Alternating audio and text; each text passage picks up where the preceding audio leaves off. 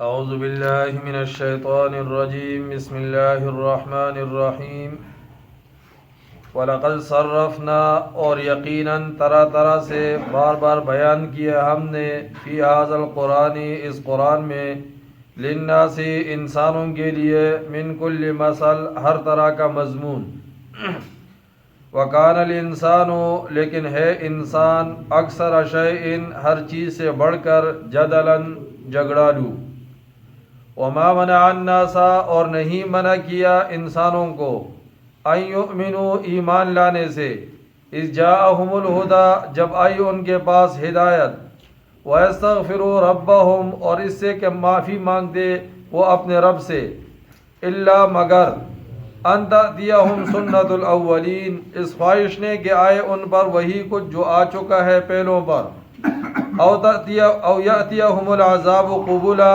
یا دیکھ لے وہ آئے ہوئے عذاب کو سامنے سے وَمَا نُرْسِلُ الْمُرْسَلِينَ اور نہیں بھیجتے ہم رسولوں کو الا مبشرین مگر اس لیے کہ خوشخبری دے ومنذرین اور ڈرائے وَيُجَادِلُ الَّذِينَ كَفَرُوا جبکہ جھگڑا کرتے ہیں یہ کافر بالباطل جھوٹی باتیں بنا کر لِيُدْخِذُوا بِالْحَقَّ تاکہ نیچے دکھائے ان سے حق بات کو وَاتَّخَذُوا آیاتی اور بنا لیا ہے انہوں نے میری آیات کو وَمَا أُنذِرُوا هُزُوًا اور ان تنبیہات کو جو ان کو کی گئی ہے مذاق ومن اظلم اور کون بڑا ظالم ہے ممن اس شخص سے ذکر بآیات ربی جس کو یاد دلائی جائے نشانیاں اس کے رب کی فارض عنہا اور وہ منہ پھیر لے اس سے ونسی ما قدمت یدا اور بھول جائے اس انجام کو جس کا اہتمام اس نے اپنے ہاتھوں سے کیا ہے انا جعلنا علی قلوبہم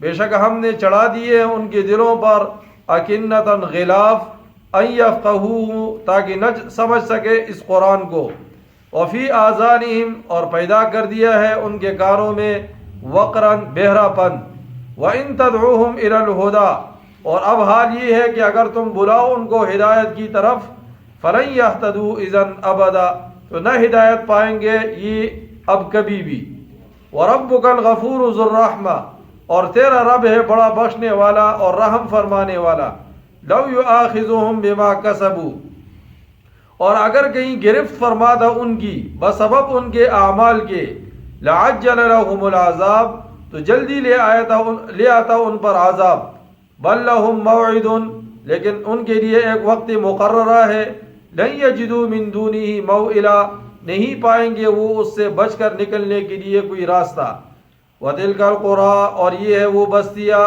اہلکناہم جن کو ہلاک کیا تھا ہم نے لما ظلموا جب انہوں نے ظلم کیا وجعلنا اور طے کر رکھا تھا ہم نے لمہلکہم ان کی ہلاکت کے لیے موعداً ایک وقت مقرر۔ آج کے درس کے اندر اللہ مزید قرآن کی طرف ترغیب دیتے ہیں کہ دیکھو بار بار اے انسان تجھے ہم مثالیں بنا کر جو ہے وہ پیش کرتے ہیں سمجھانے کے لیے۔ کل کے درس میں پھر موسیٰ علیہ السلام اور خضر علیہ السلام کا واقعہ بڑا دلچسپ واقعہ ہے وہ شروع ہو جائے گا۔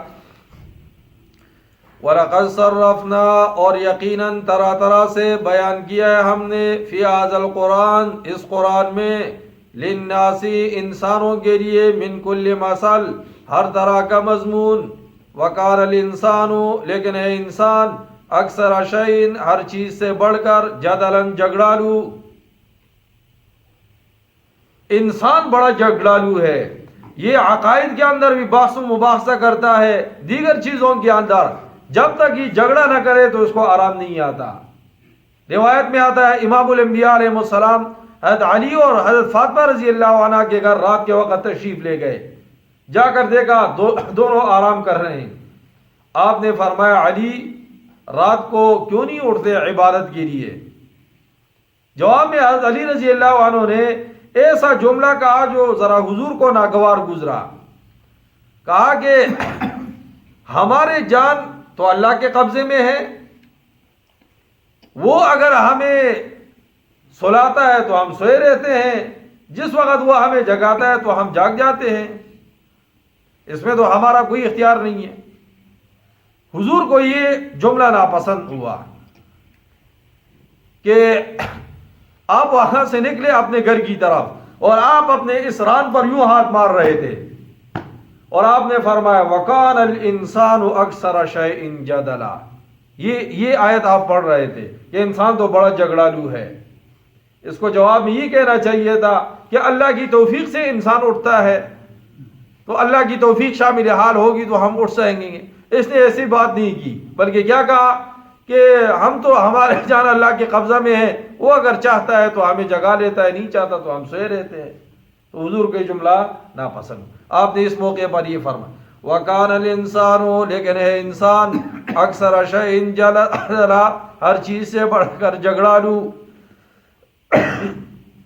اب اس انسان کو ایمان لانے سے اور بخشش طلب کرنے سے دو چیزیں روکتی ہے.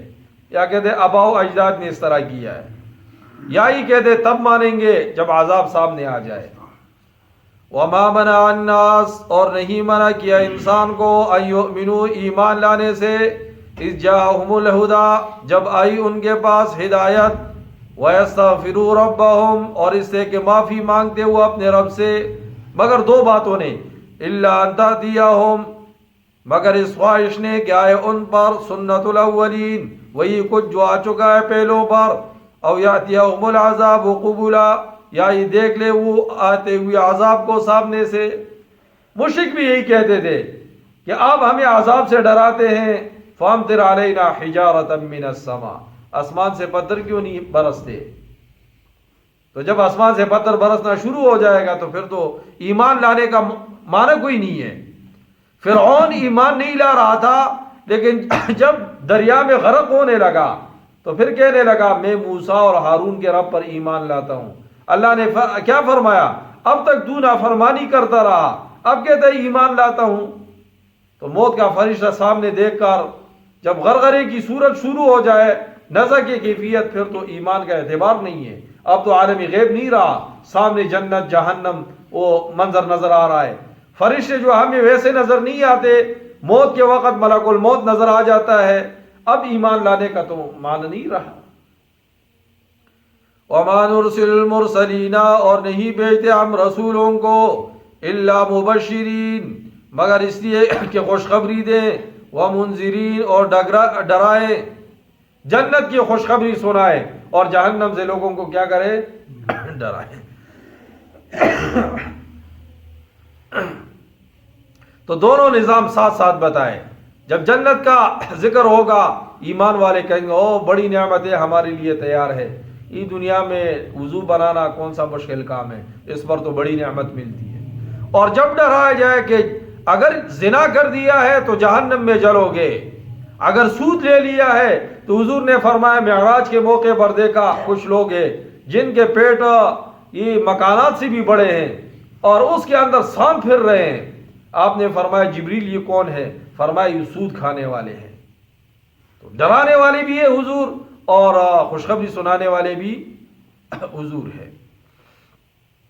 اور امت کا کام بھی، چونکہ یہ خیر امت ہے، پیغمبر کوئی نہیں آئے گا، خیر امت بھی یہی کام کرے گی. آج میں قلندر آباد سے آ رہا تھا تو ایک جگہ تقریر شروع تھی، کیونکہ کچھ لوگوں کیا عید میلاد النبی بھی ہے نا، عید پتہ نہیں کہاں سے نکالا ہے. 7ویں صدی سے پہلے تو اس کا تصور بھی نہیں تھا.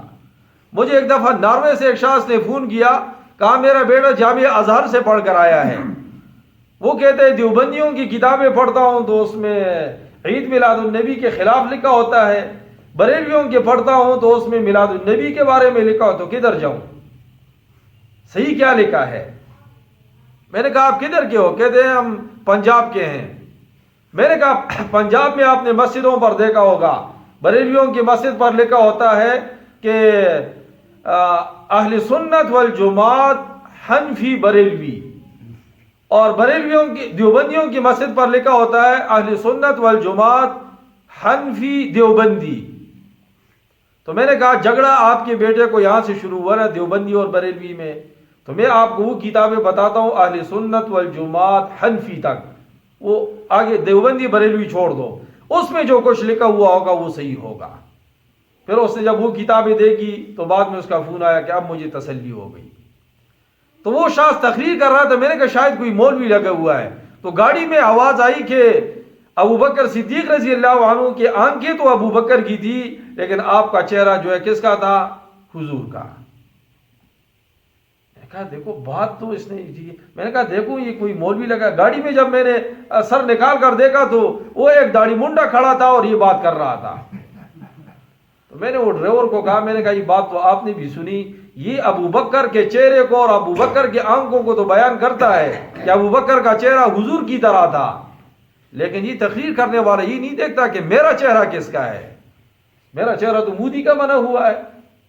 تو اب یعنی سوال تو یہ ہے نا کہ ہم نے پیغمبر کا راستہ کتنا اختیار کیا ہے؟ ابو بکر نے تو اختیار کیا ہے، ابو بکر تو 100% پیغمبر کے طریقے پر تھا۔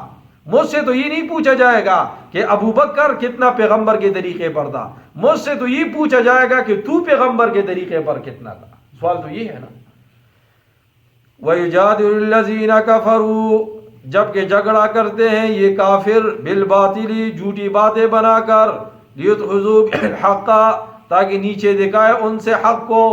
آج بھی یہی ہے، باطل کی باتیں لے کر جو ہے نا وہ حق بات کو دبانے کی کوشش کرتے ہیں۔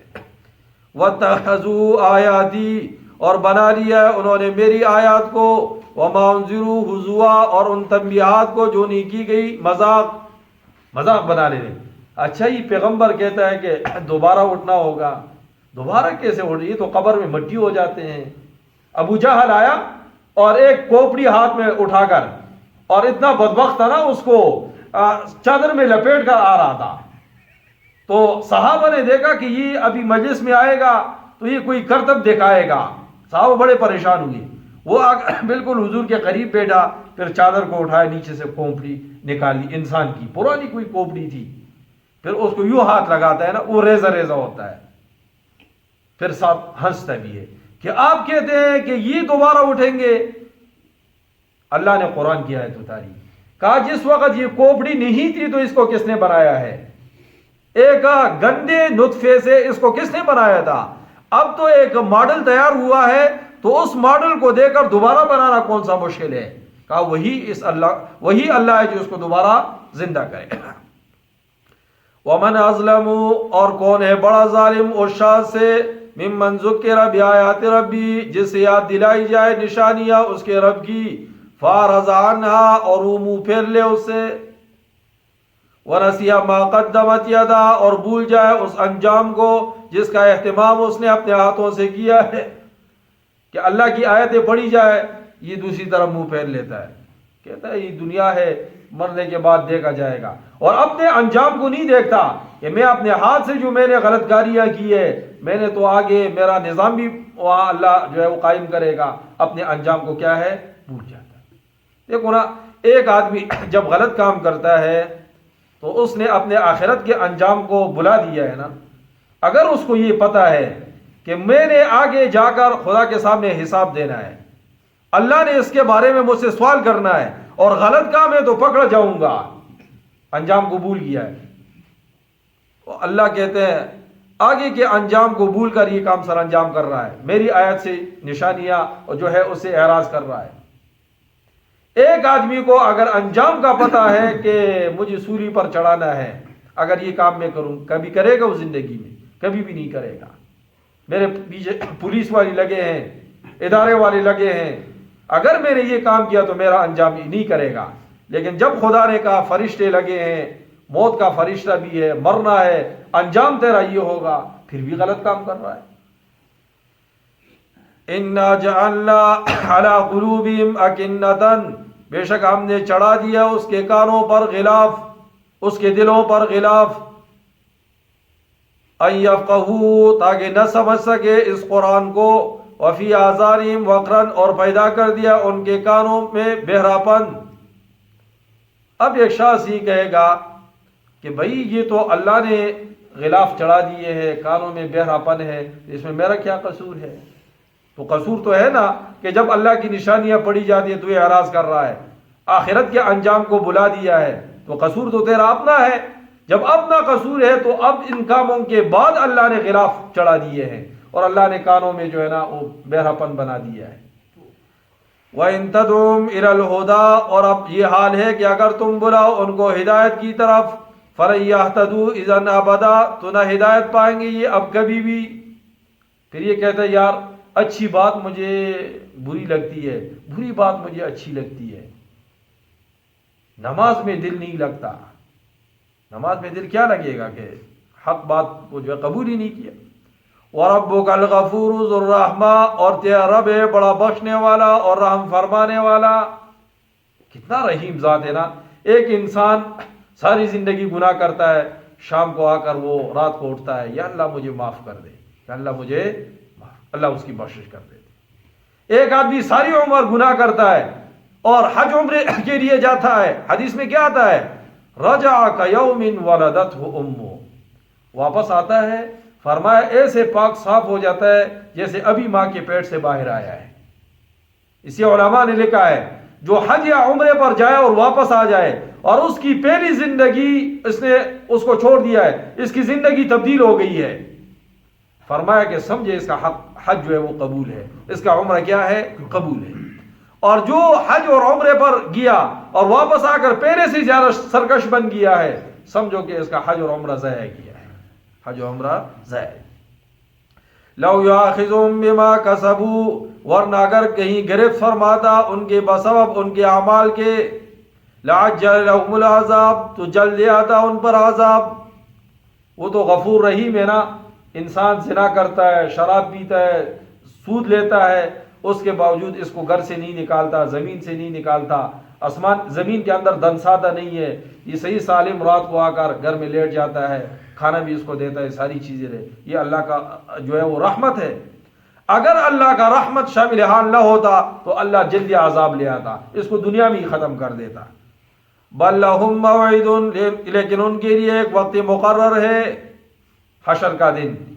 لن یجدوا من دونی موئلا، نہیں پائیں گے اور سے بچ کر نکلنے کی کوئی راستہ، وہاں کوئی راستہ نہیں ملے گا کہ جو ہے نا اپنے آپ کو بچا لے۔